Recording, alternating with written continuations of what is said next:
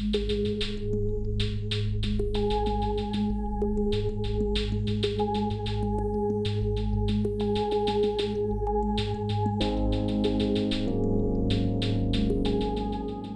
afternoon, everyone. Thank you so much for attending the Sci-Fi Seminar Series. This is a special day for all of us.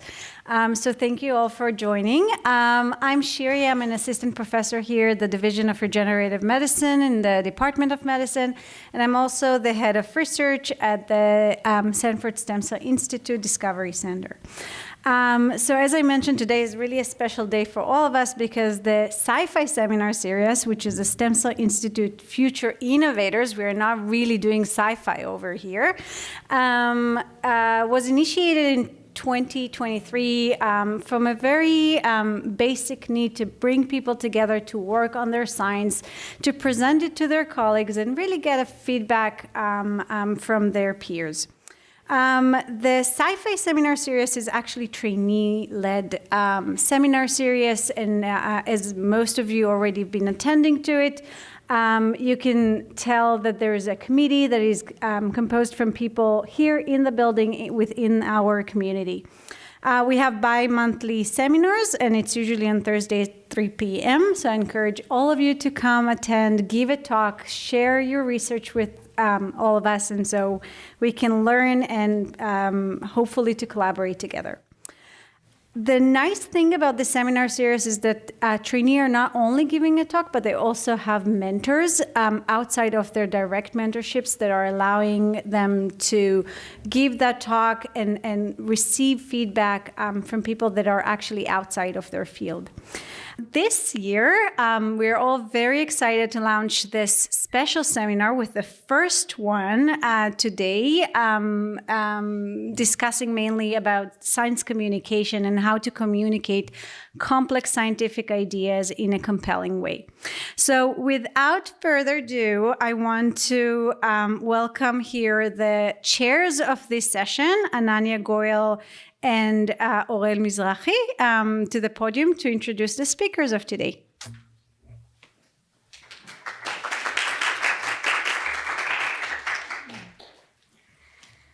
Hello, everyone. My name is Ananya Goyal, and I am a proud member of our wonderful sci-fi committee here at the Sanford Consortium.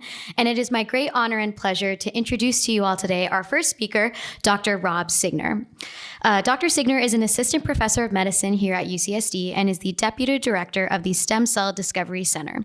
He received his bachelor's in bioengineering from the University of Toronto and earned his Ph.D. in cellular and molecular pathology at UCLA. He did his postdoc training in the Morrison Lab at University of Texas Southwestern and established his lab here at UCSD in 2016. He has won numerous accolades and awards, including the V Foundation Scholar, Distinguished Young Investigator Award, and Stellar Faculty Award from our own wonderful Sanford Stem Cell Institute. And that's just a few of his accolades. He has also published over 30 publications in high-impact journals such as Nature, Cell Stem Cell, and most recently, Nature Neuroscience. And one fun fact about Rob is that he was actually in the first cohort of CERM students ever. And I know a lot of us come from CERM, so I think it's a really amazing and inspiring CERM success story that we have here with us today. And without further ado, I'd like to invite Rob to the podium.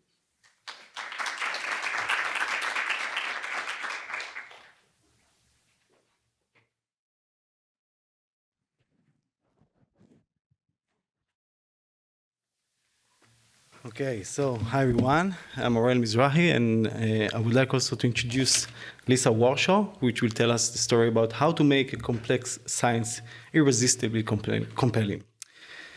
Great storytelling is not just about words, it's about impact. And Lisa Warshaw, which is an expert in global communication, will tell us more about that. Lisa has spent her career translating complex scientific and healthcare breakthroughs into narratives that captivate, educate, and inspire. Lisa obtained a master's degree in communications and global studies and has 2 decades of experience spanning biotech, life sciences, and healthcare. She worked with some of the biggest names in the industry, including Illumina and Novartis, making cutting-edge science accessible to the world. Her international career, spanning Southeast Asia, Central America, and the US, has shaped the expertise in cross-cultural messaging, ensuring that science and innovation resonate across borders. Whether she's placing high-profile stories in the Wall Street Journal, advising executive on brand-defining messaging, or navigating the intersection of business and healthcare, Lisa is redefining what it means to be a communicator in a globalized world, ensuring that innovation in science doesn't just happen, it's seen, heard, and remembered. And one fun fact regarding Lisa is that the then Texas governor, Rick Perry, blessed her unborn baby in a conference during the Ebola pandemic outbreak. And with that, I would like to welcome Lisa to the stage.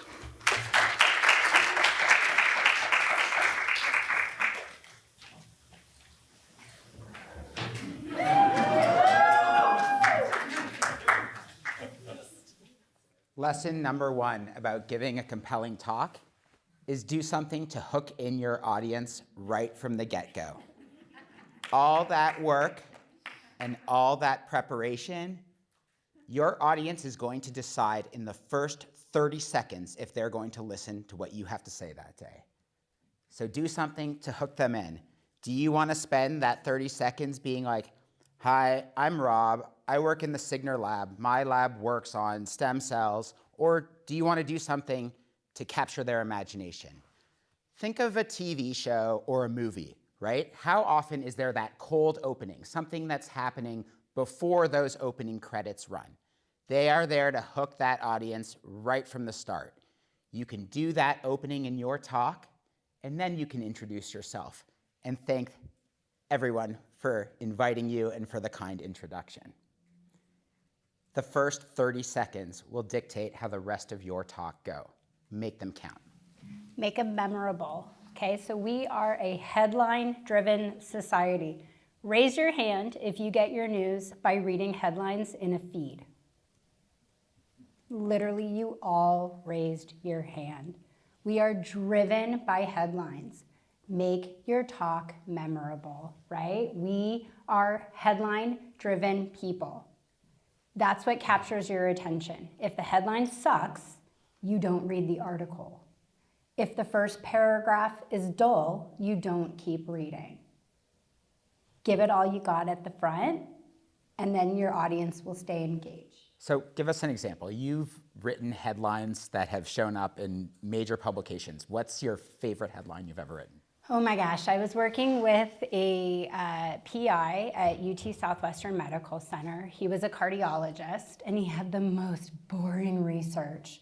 But it actually was sort of cool when you started breaking it down from a storytelling perspective. He was studying the hearts of marathon runners. Okay, cool. You can run really far. That's great. The exercise equivalent of a cheeseburger was on the front page of the Wall Street Journal on the top fold. And I was like 25 years old, and it was so cool. That's awesome. When you start a talk, what has been the most memorable, awesome kickstart that you've had? So I like to do different ones, and it's probably the thing I spend almost the most time on when I'm preparing a talk is that intro. I really want to hammer it. And I was giving an award talk actually, and it's the only time I've ever used this particular introduction. And the theme of the talk that day was about balance and flexibility and how there are different ways to achieve a similar goal. And I had this idea that like if you take $1, right, you can make $1 by having a dollar bill, you can take $1 by having 4 quarters, and it turns out there are 293 different ways that you can make $1. And so that was the analogy that I was going to use, and I remember talking about it at home before, and my kids asked me, they said, what do you mean that there's all these ways to make $1? And I just started rattling them off. I'm like, well, you can have $1, you can have 4 quarters, you can have 3 quarters, 2 dimes, and a nickel, you can have 20 nickels, you can have 10 dimes, you can, and so on and so forth. And I was just rattling them off. And it occurred to me that, well, maybe I should rattle them off in the talk. And so I started this talk with the picture of a dollar bill up there. And I said, this is $1. And then the next slide showed a different variety of coins, and I would read it out. And I kept going and going and going. And I did about 12 of these to the point where it crossed over from where the audience was like, what is this guy doing, to they're just laughing at me at this point. And then all of a sudden I tell them, there are a whopping 293 ways to make $1. And that spun into the talk and was a theme that I got to carry throughout the seminar I gave that day. That one was a fun one. I'm gonna have to break it out again one day. That is a good one. I like that. And it's cool, and it's engaging, and it's culturally relevant, right? We all know how to make $1. So you see these giant lips up here. So if there's one thing that you take away from today, it's KISS. And no, it's not the kiss that this random dude just gave me. It is to keep it simple, stupid. KISS. There is nothing more important in a talk than keeping it simple.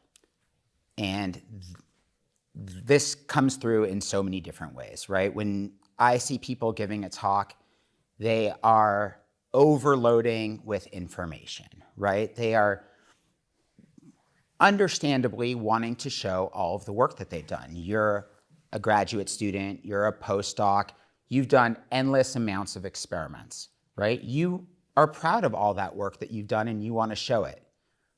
But when you're up there telling a story, no one needs to see supplementary figure 18 on one of your slides. It is just not there for that purpose.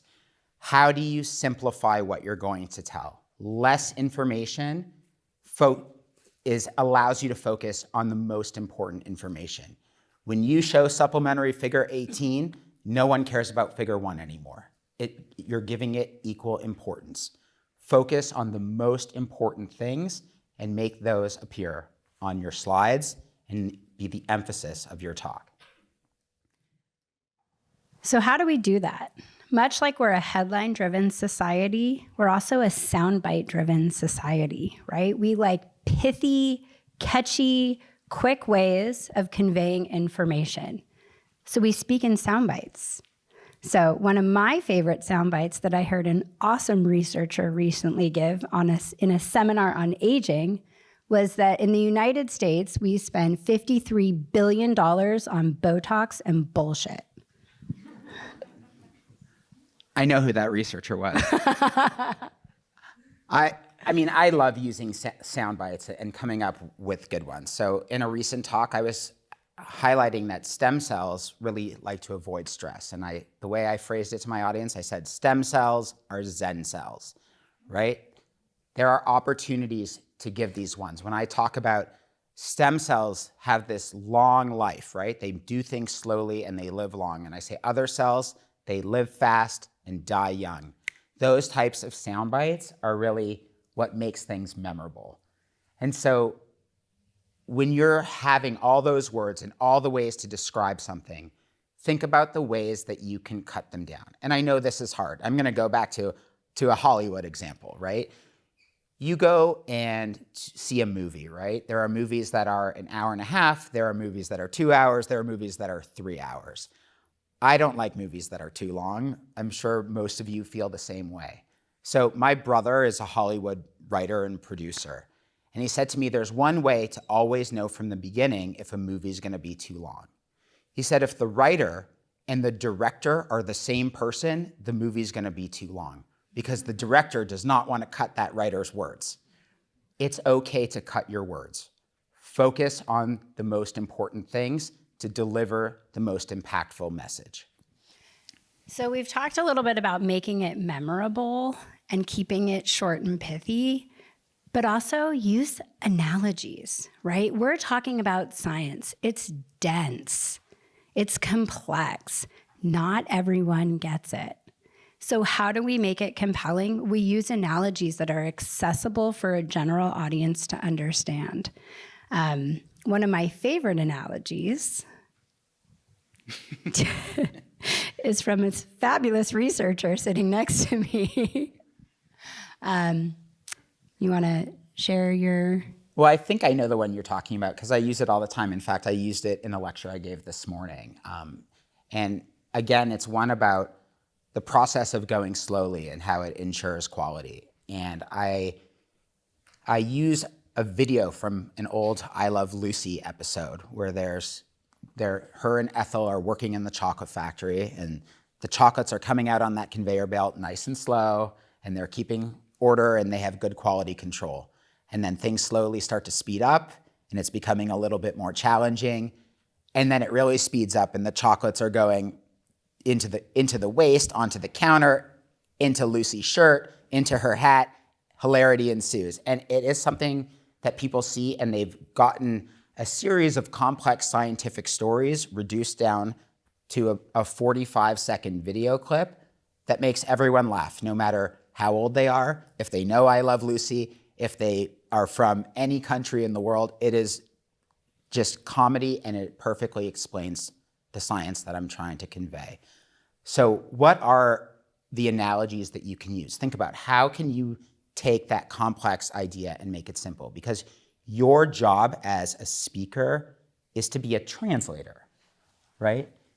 You really are there to translate complex ideas and make them simple for everyone to understand. And it doesn't just have to be an analogy with words, right? As Rob's talking about, it can be the usage of visuals, videos, graphics, infographics. All of these things are forms of communication that you should feel comfortable leveraging when you're talking about your science. And please, scrub the jargon. Go from jargon to Jedi, like my buddy C-3PO here, okay? Your acronyms, your special protein letters and number combinations that some person developed when they discovered something. Not everyone gets it. Not everyone understands what NCCN guidelines are or what PCSK9 stands for. You are sitting in an echo chamber when you talk like that, and your message won't resonate. So get rid of all the jargon. There's an amazing resource called ChatGPT. You can literally put your talk in there and say, make this more accessible to an 8th grade audience. And it will help you just see, okay, wait, there's a way for me to make this more digestible so that it will engage the people with whom I'm speaking. And that idea of simplifying it down to like a grade school level almost, it practically works. So I gave a lecture on blood cell development, a class to third graders, my daughter's 3rd grade class last year. And in preparing for that, I had to think a little bit differently about how I wanted to communicate certain ideas and what I was going to tell them. And I ended up finding a bunch of fun facts about blood, right? And how many blood cells we make and all of these things. And it was the first time I had ever included that in any presentation that I gave. I thought it was so valuable to communicate it that way to 3rd graders that I spoke at South by Southwest earlier this year, and I included the exact same statistics in that talk. And I thought that it was so important after that I gave a lecture to a bunch of Ph.D. students, and I included the same fact again. So finding what was most simple actually helped me make my higher level talks even more accessible and more important. So really delivering it in that way is so key. Okay, but you didn't start there. Oh no, definitely not. So this is a journey, right? And storytelling, like any good story, has an arc and it has a narrative. So the very first time I heard someone preparing for a scientific presentation was in a hotel bathroom. And they're standing in the mirror and they're timing themselves and they're looking at like their intonation and fumbling over their words. They finished, they looked at me and they said, well, how did I do? And I didn't even know how to respond because I was like, I don't even know what you said. And I'm like a well-educated, well-read individual. I consider myself fairly smart. I had no clue what this person was trying to say. So what good is the incredible advancements that you're making and the breakthroughs that you're striving for and the innovation that we all want to see in healthcare and science if we can't tell people the importance of it? So start somewhere. Try it. See what sticks for you, and you'll be surprised how far communications can take you. And you're all scientists, right? Every time you communicate it, it's science again, right? You're testing it out. Did it work? Did it not work? How can I get better? There's always new things that you'll pick up.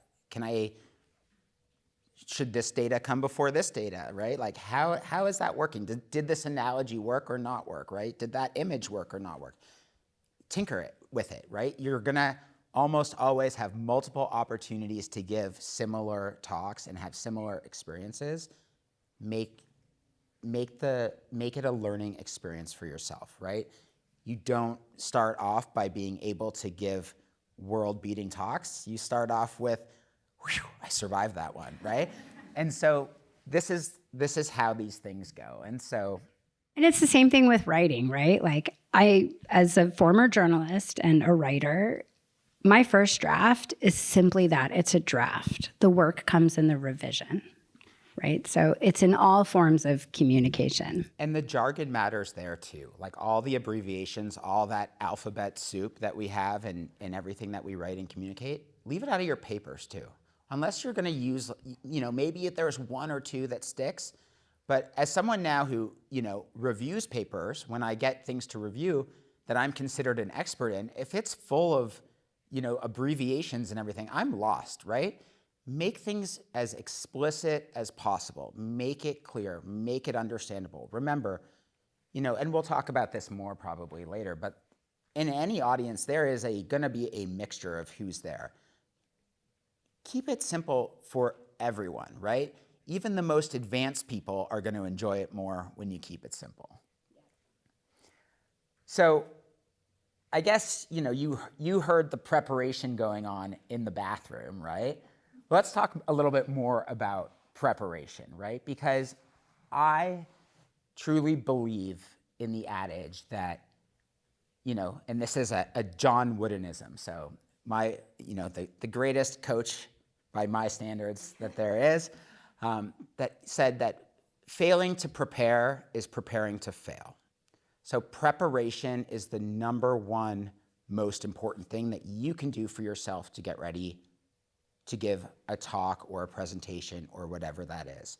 And there are lots of ways to prepare. How do you prepare for something like that? So I prepare executives for investor presentations. I prepare scientists for AACR and ASCO. I prepare CEOs for media interviews with top tier outlets. The number one thing I tell them to do is take a deep breath.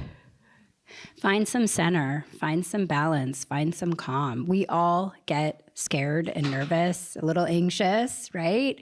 And it's hard. You're kind of in the spotlight and it's scary. So take a deep breath. Let's start with that. Well, so that leads to a good question for our audience, right? Like who here would consider themselves getting nervous before public speaking?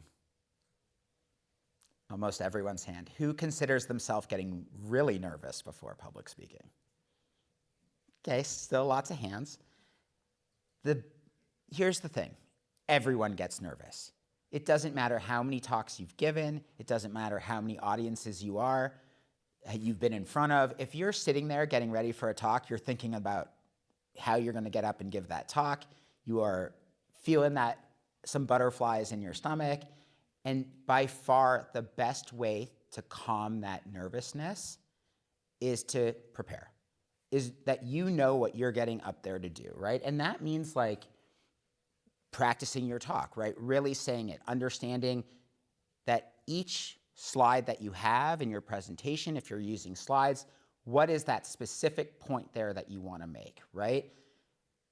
The best talks, right? Some of the best talks that are out there are TED Talks, right? When people get signed up to do TED Talks, those start 6 months in advance of preparation. They're practicing. And they mandate that they memorize every word of what they're going to say, right? There's nothing wrong with memorizing a track, but you don't want to have it partway memorized, right? If you're focused on being really on that track and then all of a sudden you're like, can't remember your words, people can tell like you're sort of struggling through it. So you either need to go all the way and have that whole thing memorized, or you need to understand that you're going to be up there talking with what's the key bullet point, what's the key message, what are you going to deliver concisely on each slide. Okay, so here's a couple ways to do this. What are your 3 key messages? You can take as little or as much time as you need to convey those key messages. Go up there with a goal. What do I want people to walk away with? What do I want them to know? What do I want them to do? Now, how are the 3 ways I'm going to get them there? And it is okay to repeat those key messages time and time again. And we'll talk about this when you get to your Q&A and people are asking you questions and you're like, oh, I don't know, I didn't think about that. No. We'll teach you how to get back to your key message. So you don't have to memorize your whole talk. You can, great. Kudos to you for having a great memory. But you all can remember 3 important things and you can all deliver 3 key points. We have 4 today. There's a test at the end. Do you know what they are? So in preparation for giving a talk, it's not just the talk itself, okay? So I had a PR professor at UCLA many decades ago. I was telling the team here earlier that we were sitting in class. Does anyone remember the story of Octomom? No, she was this like woman who had octuplets. It was meant to be this like cute People magazine cover story of like 8 bundled babies. Turned out to be a total disaster. And we were sitting in PR class and Oprah Winfrey calls my professor and we're all like on the edge of our seats. Anyways, she was gonna go on Oprah. And my teacher was the PR person for Octomom. And so we got an incredible crash course in crisis comms.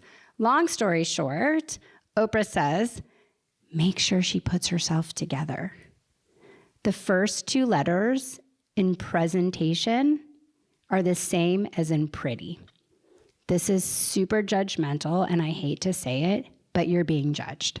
You're being judged on what you're wearing, how you're sitting, how you're talking. If you're slumped down in your seat like this, no one's paying attention to you, right? So there's a few things you can do when you're preparing. Don't wear busy patterns. Don't wear bold statement earrings and necklaces, right? Don't wear kind of distracting clothes and jewelry. Present yourself in a nice, simple fashion and form so that people are paying attention to what you're saying, not just how you look, okay? I literally fix ties of chief medical officers on the weekly before they go on camera, right? You want to look presentable. Another really important thing is, oh God, there's so many. Well, one of the things that I like to do to prepare is I want to know the space, right? Yeah. So this week I gave a talk at AACR, and I had a few hours the day I got in before my talk the next morning, and I went and I found the room that I was going to be speaking in, and I wanted to know what it looked like, and I wanted to know what the podium was like, and what the AV equipment was like, and all of a sudden I got there and I found out, oh, you're not going to have the presentation view of your presentation. So if you have notes, forget it. They're not going to be accessible. That was an important thing to know before I got up there to speak the next day. I knew how big the room was and that there were screens on either side of me, and so that I couldn't use a pointer for it.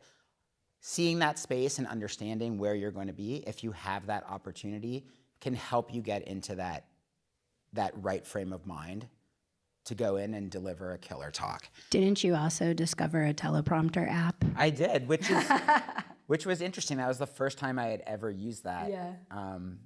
And that's okay. To mixed reviews. Like, I think that there were some real benefits of it and some drawbacks of it as well.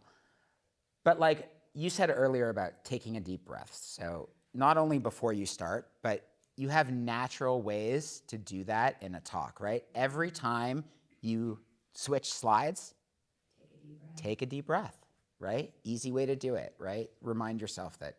Slow yourself down. It's okay. Like, you're going at that pace. During a Q&A, and also this is important when you're speaking to the media, You know, you kind of get like a curveball question. And a lot of people fill the empty space when they're thinking with, It's a moment to pause, stay silent, take a deep breath, articulate your thought, and then deliver it. And you'd be so surprised. It works. It's helpful. We're very uncomfortable with silence, right? It's like an awkward thing for most of us. But that moment of silence will really enable you to articulate your key message and your takeaway succinctly. So I highly recommend that one too. And all of this is when you're out there presenting yourself. This is the title of our slide behind us. Like you are the living logo. You are a representative of more than just you, right? You're a representative of you. You might be a representative of the lab you come from. You might be a representative of the institution that you come from.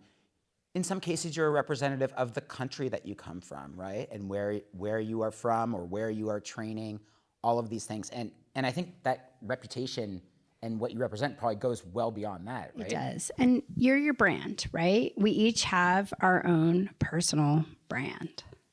It's not just your work. It's who you are, how you add to the conversation in the public discourse, how you subtract from the conversation in the public discourse, what you're posting on social media. It's not the division of your personal and professional life anymore. It is all you. It is all your brand. You are more than your name. It is how you present yourself, where you present yourself, and the intention and passion that you give it. So you are a living logo of who you are. Be thoughtful of how you convey that. And take time to think about what it is you want to convey, how you want people to view you and do those things. Like you said, it's just a sad reality, but we are always being judged, right? You get up there to give a talk. It doesn't matter if it's in a lab meeting or a floor meeting or in the sci-fi seminar series or, you know, at AACR, right? You're in front of a crowd. Those people are judging you. And no matter how big or how small that crowd is, I say that every single talk is a job interview. No matter what, people are making decisions about you and your science and your ability to communicate and to engage with people. And so we talk about being a brand or being a logo, and obviously, you know, we put what we thought was maybe one of the most recognizable logos, but they also have a slogan, right? Everyone knows the slogan, right? It's just do it. So what are the things, Lisa, that you would say that you should just always do when presenting? What are the do-its? Okay, so number one, be gracious. Thank your people for giving you their attention. Thank you for having me. It's such a pleasure to be here. I'm totally nervous. That's okay. So just showing some gratitude and graciousness makes you human. And that's a great place to start. So I would definitely say that actions and nonverbals speak louder than words, right? So I slump down in my seat and you're like, I'm not going to take her seriously. If I'm just sitting here like this, I'm kind of boring and I'm speaking in this very monotone voice. No, gesticulate, use your hands, use intonation in your voice, make it exciting, make it memorable, have a conversation. Don't sit and speak at somebody. Have a conversation with them, right? So those actions, those nonverbal cues are really important.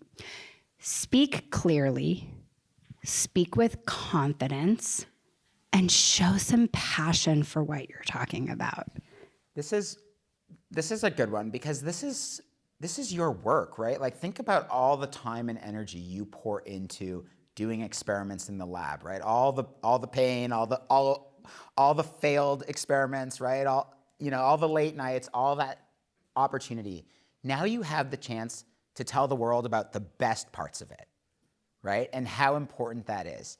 And like, there should be nothing better, right? Like you get to share all that work and what it means to you with others and to make them realize that, man, that is important. That was a really huge amount of work that's really advanced something. I'm going to forever think about the world just a little bit differently because of the work that person just did and the way that they communicated it to me. Okay, so I would boil that down to be colorful and be in control, right? We've talked about this. Make it memorable. Be succinct. Speak in sound bites. Use analogies. Make it fun. Guys, this is fun. Communicating is fun. Storytelling is cool. You have this opportunity to do it. So think of some of these things before you give your next presentation. Also, give your undivided attention. And we'll get to like the do's and don'ts when you get to a Q&A, but like don't pick up your phone. Don't check your watch. Like be here, be present, be in the here and now. We do a lot of stuff on Zoom and Teams and all these different online platforms now. You're picking up your phone and you're staring down like this, you're going to lose your audience. So stay present, stay engaged. Eye contact, another really good one. You in the pink sweater, I adore you already because like I can see you're picking up what I'm putting down and I'm so excited that like I see one person in the room who's like, oh yeah, I can do that. I like what this person is saying. And that's gratifying, right? We're an instant gratification culture. It's why Insta cameras are like all the rage, right? You don't want to wait for your film to be developed. You want it now. It's also why we read headlines. And also, we all have imposter syndrome, right? Like everyone gets up there and they're like, should I be here? What? I don't. If you're there, you are meant to be there. And I promise you, when you're talking about your work, there ain't no greater expert in the world than you. That is your work. You are the expert. Present like you know it, right? All right. Okay, but when you don't know it. Well, yeah. Oh, you guys. The do nots. The list is so long, but we have a short one that we've kind of prepared. Number one, and I've said this now 3 times, so I really mean it. Don't relax your posture, okay? It looks awful. I did an interview with the CEO of a company whose name shall remain unnamed, and they were on CNN, and homeboy was literally sitting like this, and I was like, dude, I'm like texting him, I'm like, you're on CNN. Sit up straight. Put your shoulders back, put your chin up, look like the authoritative figure that you are on CNN for the love. It was during COVID. I was going to give him a little grace, but not too much. So please, when you get up there, present yourself. Present yourself in a way that your mother and father would be proud of. Well, I have a couple that like pet peeves about people's talks, right? Don't put a title on a slide that doesn't say anything, right? If the title of your slide is stem cells, right? That doesn't tell me anything. The title of your slide should be the conclusion or the main point of your slide. In fact, I personally don't like any words on slides except for the title. So you should be able to read the title of my slide and know exactly what it is that I'm there to tell you about that slide. Also, if you really want to tell an awesome story, take your slides when you're done with them and lay them out. Now read your titles as if they were a single story. Do they actually tell a story? Remember, we read headlines. No one reads slides. And for the love, do not read your slides, please. Most people know how to read. They can read your slides. And don't put stuff on slides if you're not going to talk about it. A slide should have one piece of information on it at most. Don't put 17 graphs on a slide and talk about one of them and ignore the other 16. And don't include a slide if you're going to end up being like, well, I don't have time to talk about this slide, so I'm just going to skip over it. You should be prepared enough to know exactly how much time you have and how many slides you need, that you should never be like, well, I'm just going to skip over these next 4 slides and get to my conclusion. No, everything in there needs to be deliberate. So don't put in extraneous stuff. Make good decisions about what you include and talk about it clearly. Okay, also, don't be negative. Don't like refute things directly. No one wants to hear you air your dirty laundry of your mishap in your research or your scientific brouhaha. Like, keep it upbeat, keep it positive. Like, you're here to present the good stuff, right? listen, we all know bad stuff happens and setbacks occur, but don't be negative. I've got one more sort of controversial don't do it before we move on. And this one is like, if you take any class ever on communication, the first thing they tell you is you should have an overview slide and tell people what it is you're going to talk about, and then talk about it, and then tell them what you talked about, right? It's like this famous, who here opens a book and reads the table of contents? Overview slides to me are the most boring possible thing you can include in a slide. Get into the story, hook me into that story and start telling me that story. I don't need to know what's coming in chapter 2, 3, 4, and 5. If you tell me the end of the movie before I watch it, I'm not gonna watch the movie. So if it's me, maybe controversial, skip the overview. I don't know, we kind of debated about this one a little bit because there's the old adage that like, tell me what you're gonna tell me, and then tell me what you just told me so that I walk away remembering it. And there's like an old PR saying is you have to say it 7 times before it sticks. So it is a little controversial. We'll let it slide on this one. Maybe we agree to disagree. Well, I know we spent lots of time here already, but you do lots of media training, right? Where you're teaching people how to answer questions from journalists. Is there one thing that you can tell people that will give them the advice for what the best way is to answer questions? Is there something that they can remember? Because it's always, that's part of the nervousness is you're like, what questions am I gonna get? How am I gonna answer them, right? Okay, so I've said this one before, but say it 7 times so it sticks. Pause. Articulate your response. Think about what you're going to say and then say it. That would be my number one. The other one is when you're responding, lead with your answer. Lead with your conclusion. Don't give me a 5-paragraph essay / diatribe on the response. That will chill the room. You will not get quoted in the media article because they will be like, I don't even know what that person just said. Give me the answer. And then give me some proof points. Make them memorable. Make them compelling. Feed me a soundbite. Give me something that I can use to help illustrate your story. That's... And what about like when there's like a question that like drives you sort of off topic and like is not on like what you really want to deliver on? Okay, so this is such a great one. And please, if you remember something from today, I want you to remember your ABCs. It's the art of what we call bridging in communications. You will see it in your Q&As. You will see it in your media interviews. You will hear it during your thesis presentations. People are gonna lead you in questions. They're gonna tell you something is wrong. They're gonna ask you a question you might not know the answer to. So the first thing you do, you acknowledge the question. That's a great question. Thank you so much for asking it. What I'm really here to talk to you today about is learning the art of scientific communications. It's really important because we're making incredible advancements in healthcare, and I want to impact positive patient outcomes. So you can ask me any question. I have 3 things I'm trying to get done here today. Those are my messages. So I don't like your question. I don't have to answer it. I'm going to acknowledge it. I'm going to bridge to one of my awesome key messages, and then I'm going to conclude. It works every time. ABC, acknowledge, bridge, conclude.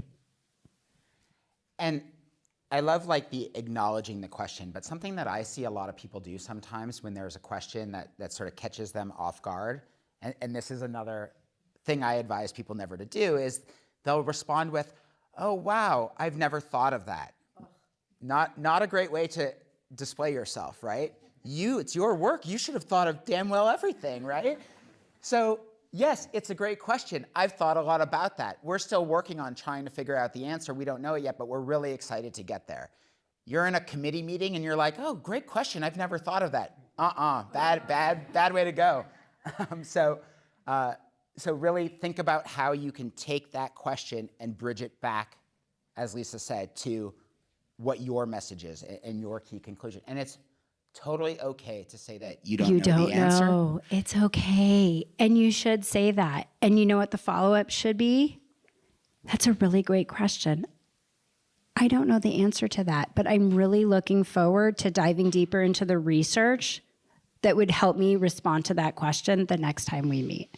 Or we'll follow up with you, right? I am constantly sending emails to reporters after my executives give media interviews. Here's the additional information that we didn't have on hand when we spoke to you. Please let me know if there's something I can do to further assist you. You can keep feeding the conversation, right? So you are your living logo. Hold on. We got to go back to this. You are your brand. We're running out of time. Oh, well, then we're going to keep going. You are more than your name. So please, when you're presenting, keep that in mind. All right. So we talked about being the expert, right? You're the expert on your research, but how do you go above and beyond that, right? You're telling people you know something, but say something that really matters. How do you elevate yourself above that work? How do you become a thought leader? How did you become a thought leader?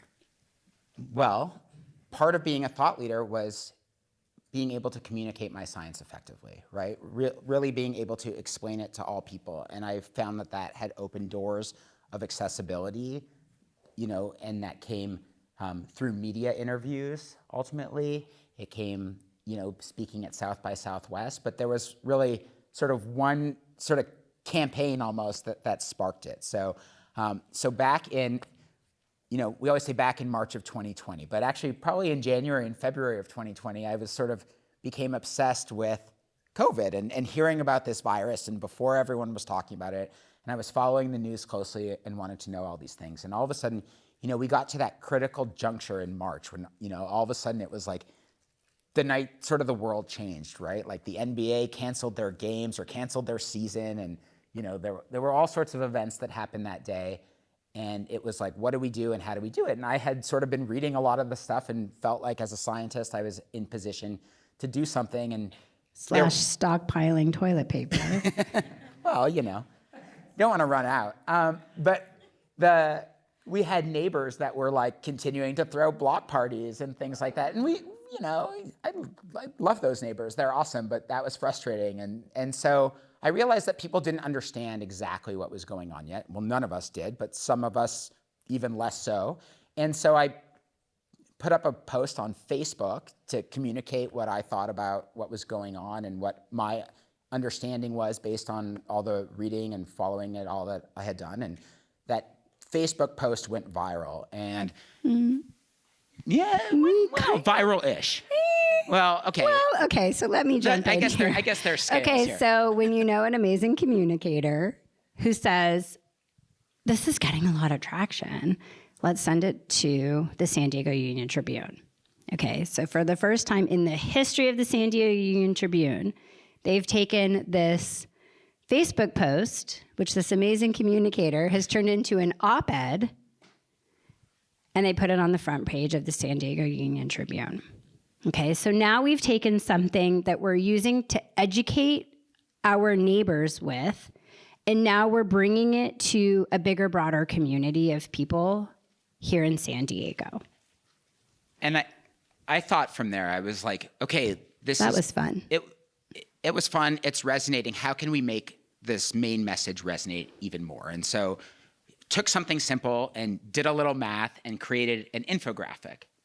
Okay, but you have to know an awesome artist for this too. Well, okay. So who's seen this infographic before, remembers it from COVID? Anyone? Couple people? Few hands. Well, posted this infographic and on X. Then known as Twitter. Yeah, and within hours, days, within a week for sure, it started turning into this.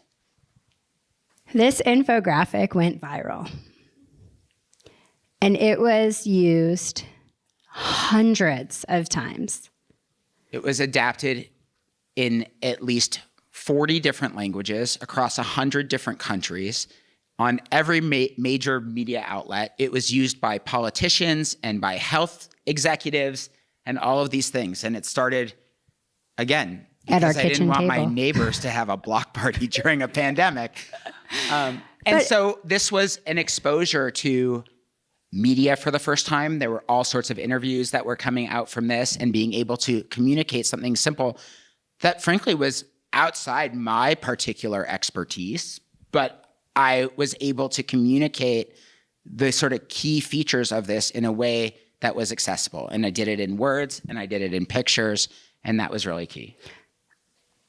This campaign went on for weeks. Like, I was kind of getting over it. I was like, another media interview. We did a media interview with like the Houston Chronicle on like the mathematical equation he used to derive the infographic.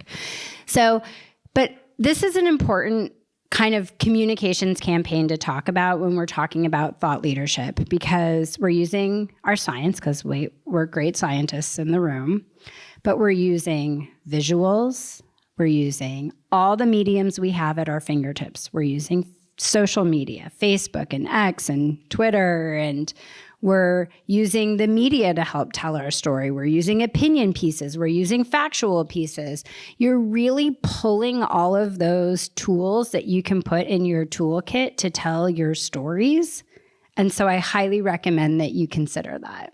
And like, go outside the box here. Like I got an email one day that said, well, we want to put you up for an opportunity to speak at South by Southwest, but you need to provide me a video, in the next day of that people will vote on.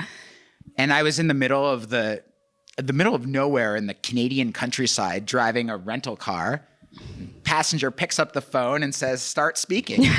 And I'm driving and I give a riff on aging and stem cells. And that was the video. And that's where the $53 billion on Botox and bullshit was born. Yeah. And it led to, 2 panels at South by Southwest this year, and the opportunity to engage with entirely new audiences and to communicate science to a group of people who asked me questions ranging from, have you studied this gene in mitochondria, to what do you think about the political situation and its impact on scientific funding, to should I inject stem cells into my back? And so that audience was all engaged by a talk that was scientific, that taught them something, and that opportunity to elevate beyond the work, to be a thought leader, to teach them about stem cells, to teach them about aging and longevity.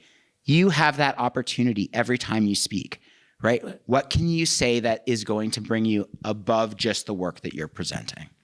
Okay, so we're master storytellers, clearly, because we're almost at time. So let's pop over to our last slide, which is you're a storyteller, right? And I think we've made this pretty clear as we've been talking. You really have an opportunity to translate something complex into something that's irresistibly compelling, but you got to know your audience, right? That's first and foremost. But no matter who your audience is, and I think I started to say this earlier, speak to a general audience, right? There are people in the room that are experts, and there are people in the room that are beginners, right? There are students in the room, and there might be Nobel laureates in the room, right? You need to speak to all of them. And I promise you, if you speak in a clear way to take that complex and to make it simple, even those experts, what they're going to think is, wow, that person really knew what they were talking about because they could explain it clearly. And the only tweak that you should make there, the only difference in that audience is maybe 1 or 2 background slides different. But otherwise, the main point that you're communicating should almost always be the same. You explain it clearly in a way that everyone is going to understand, no matter who's in that audience. Also, be human, be vulnerable, right? Like, be yourself. Don't be a robot. It will really just help show the passion behind what you're doing and why you're doing it. Otherwise, you're just another cog in the wheel. And I used to never really share personal stories in talks, and I started doing it more recently, right? So I do research that is involved in cancer research, and I lost my dad to cancer when I was 10 years old, right? That's not a story that I used to ever tell, but sometimes I do now, right? Sometimes it falls into part of those things. and instantly draws new connection to the audience, right? They're seeing you in a different light. They're understanding you. Being human, right? Sometimes I'm talking about coaching my kids' sports teams, right? As part of my talks. If they fit in the right way, I'm human, and we're all human, and convey that, right? You are not there just to read us figure legends, right? You are there to communicate, to touch us, to explain to us what's the difference. And so when you go into that talk, you're probably thinking about, well, how am I going to put this talk together? The number one thing you should be thinking about is, what is the goal of my talk today, right? Because every single time you give a talk, there should be a key overarching goal. And that goal can be very different, right? There are Ph.D. students, they have thesis committee meetings. I tell them, okay, in your first committee meeting, the goal of your talk is to convince your committee that you're not a moron, right? That you are someone who's going to be able to get a Ph.D. Year 3, you're in a committee meeting, you're advancing. The goal is to show them you're making progress. You're on the way to getting a Ph.D. That last sort of 5th year before your thesis defense, you've got a meeting. It's like, I don't need to explain to them that I understand what a Western blot is anymore. I need to show them, look at this beautiful body of work I've put together that comprises original research that is deserving of me to get a PhD. It's a different thing. One of the first times I gave a talk about my most important work as a postdoc, just before I got up to the podium, my PI said to me, he said, the editor of Nature and the editor of Cell are sitting in the audience. Your job is to convince them that they want to publish your paper. After the talk, the editor of Nature came up and said, we would love you to submit your paper to us. And the paper got published in Nature, right? That is a mission in a talk. Sometimes that talk is, I want to convince these people that I'm a great colleague and that they should hire me. And I'm going to contribute scientifically and socially and just to the overall environment. Every talk needs to have a goal. And think about that goal before you get up to give that talk, before you're even preparing that talk. What is the goal of that talk that day? Which is to say, don't just speak, start something, right? You're not just there to deliver the message of the science. There's so much more that you can do. So some talks flicker out, and some talks spark something. They ignite something. Have your audience leaving thinking about a new question to think about, a new way to solve a problem, a new way to approach something, a creative way to engage somebody in a conversation. Your talks should ignite excitement and engage your audience and move your brand forward. And they're not going to do that based solely off of data. They're going to do that off the story that you tell them. They're going to leave based on how you inspire them. You want them to walk out of that room and be ready to run through a wall, right? Anything is possible. So I know we're running a little late, but we would love to take questions as well from, I know, our moderators and our audience. So if people are willing to stick around, I think we're willing to stick around a little bit longer. So.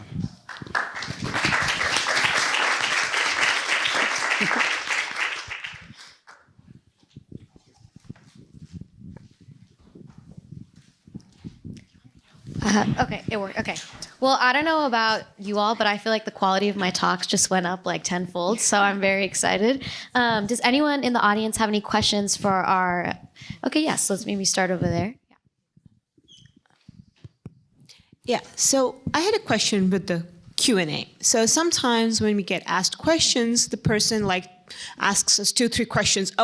I have a couple of questions for you, and this. And when we are sort of parsing through those questions, it's very easy to sort of get lost in what the person is trying to convey. And you're like, oh yeah, I understood the first question, but the second and third question sort of got lost in me trying to think about the answer for the first question. So one is, how do you go about handling the situation? And second, how do you sort of break down and make sure that you answer all of those questions without not taking the time away from everyone else's, just one person asking the question? That is such a good question because it happens all the time. So you can just say, okay, hold on. Let me make sure I understood the first part of your question. Repeat the question back and then have them verify and then answer that question. And then it's okay to say, okay, now let's take it to the second part of your question. Can you repeat it for me, please? I want to be sure I understood what you were asking. So I would literally put it back on that person. It also, not only does it bring clarity so that you can answer in an articulate way, it helps engage your audience a little more. So like we just spoke to you, we kind of broke our own rules. We just spoke to you for a really long time, but it gives you the opportunity for a free flowing kind of conversation, the opportunity to engage with the people in your audience. So that's how I would address that. Yeah, and just if you're not comfortable stopping them partway through and you're like, oh my God, I already forgot. This happens to me a lot. I can't remember anything. I start with the last question, right? Like the one that's freshest in my mind, I answer that. And then I'm like, can you remind me of your previous questions? And again, put it back on them and go from there. Okay. My question is also about Q&A. If we just switch fields and we go to a room to present a work that the audience are more expert than than us, how do we manage Q&A if they're like super complicated for us? I know it's awkward, but this has happened to me before. So I just switched fields, and then I presented a work that my audience knew better than me. And then I had a nightmare with the Q&A. Well, a reminder that if it's your work, you're still the expert, right? So be confident about answering specifically on your work, right? Understanding how your work fits into a larger field can be challenging, especially as that's new.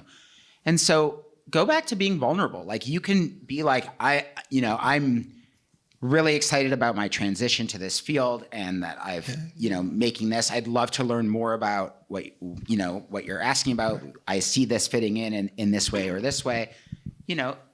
It's okay to admit when you don't know something, and use those ABCs, right? Acknowledge the question, bridge it back to your message, and conclude. All right, thank you. Hi there, is this on? Yeah.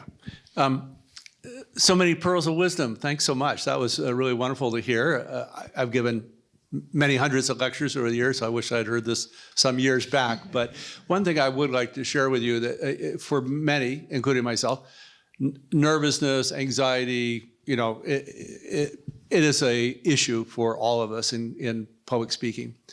One thing that I've kind of learned to do, and I've shared with some of my students, and it seems to have an impact on them that's positive, is to reframe that from, I'm not feeling nervous, I'm feeling excited. Mm-hmm.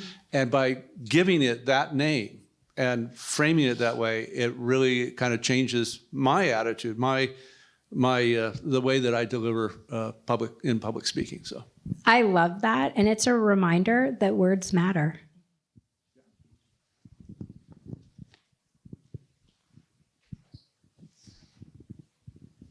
Hi, thank you so much for all of that information. I'm actually advancing to candidacy tomorrow, so this is greatly timed. And I have Good luck. Thank you. I have been practicing my talk, but with so many things to think about, whenever we're kind of, newer to speaking or as a trainee, what's the best way to practice our talks? Like, is it in front of a mirror? Is it in front of a friend to make sure we're telling our story well? I love that question, and good luck. We're very excited for you. We film people when we're media training them with the questions, and we let them hear themselves. We let them hear their answers. We let them sit in that uncomfortable, oh my God, do I really look like that? Did I actually say that? Because that's where the learning comes from. And we've talked about that, right? Like revising yourself. That's okay. Those iterations are important. So if I were you tonight, I'd go home and I'd film yourself on your phone. And I would watch it back and sit there and be like, yes, I crushed that part. That part could use a little help. I remember this as a kid when we had, what are they called? Voicemail machines, right? You would Answering machines? Answering machines. Oh my gosh, I've aged myself. Right? You would hear your voice for the first time when you would hi, you've reached the Warshaws, please leave a message. And you're like, oh, my voice, because you don't hear yourself. So sit in that uncomfortable, and I would record yourself tonight and watch it back and do it alone or do it with someone you trust and you value their feedback and they're going to be able to give you honest feedback. Thank you.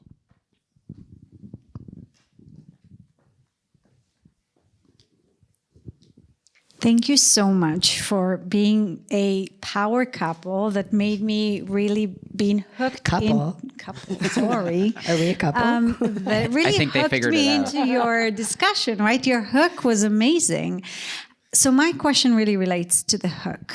And as Rob mentioned and you mentioned, every talk you need to tailor it differently to the audience, to your goals. And every time the hook will be different or should be different. And I guess my question to you is, do you have any recommendations, tools, ideas of how we can practice ourselves to think about those hooks in different scenarios?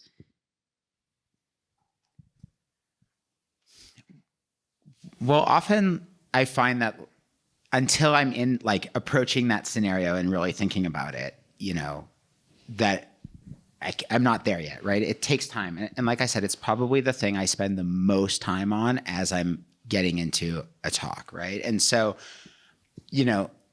as I said, this week I spoke at AACR, and I don't usually speak at cancer meetings, right?